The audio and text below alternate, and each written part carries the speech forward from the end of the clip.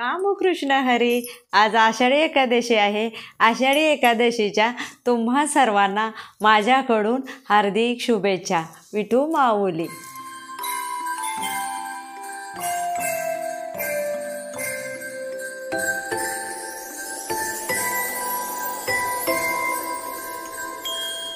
आज आषाढी एकादशी आहे आणि आपण संध्याकाळी वरीचा भात करतो. तर वरीच्या भातासंग खाण्यासाठी आपल्याला बटाट्याचं सार लागतं. तर चला पाहूया त्या बटाट्याच्या साराची रेसिपी. तर लागणारे साहित्य पाहूया.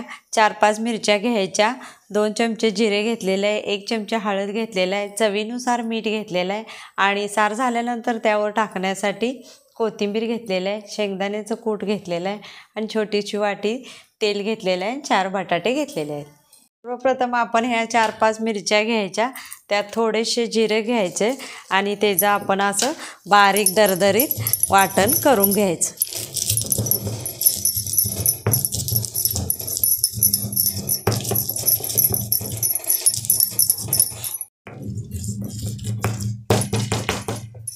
अशा प्रकारे या दरदरीत मिरच्या वाटून घेतलेल्या आहेत.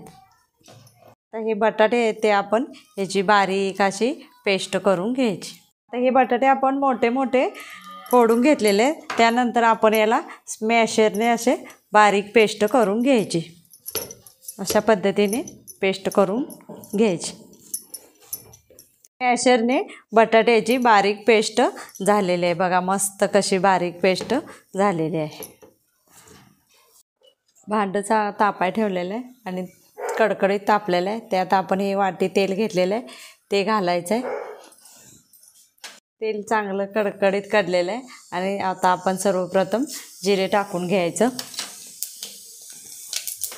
त्यानंतर आपण हा दरदरीत केलेला मिरच्याचा ठेचा आहे तो घालायचा आणि मस्त फिरवून घ्यायचा.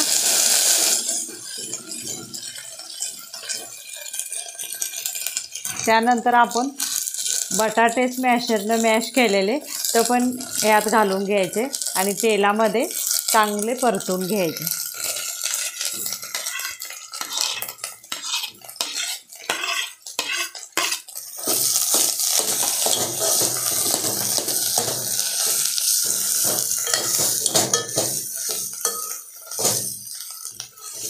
त्यानंतर आपण 1 चमचा हळद घेतलेले ते हळद पण यात घालूया आणि चवीनुसार मीठ आणि हे हलवून घेऊ. हे मिश्रण सगळं हलवून घ्यायचं आणि आपण 1 वाटी कूट घेतलेलं आहे ते ह्यात घालून घ्यायचं आणि ते चांगलं हलवून घ्यायचं.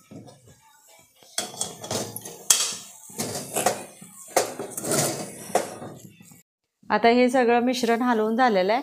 त्यात आपल्याला घट्ट पातळ याप्रमाणे पाणी घालून घ्यायचं. जर पातळ हवे असेल तर जास्त पाणी घालू शकता, घट्ट हवे असेल तर घट्ट ठेवू शकता. अशा पद्धतीने हे सर्व हलवून घ्यायचं आणि याला आता चांगली एक उकळी मारायची.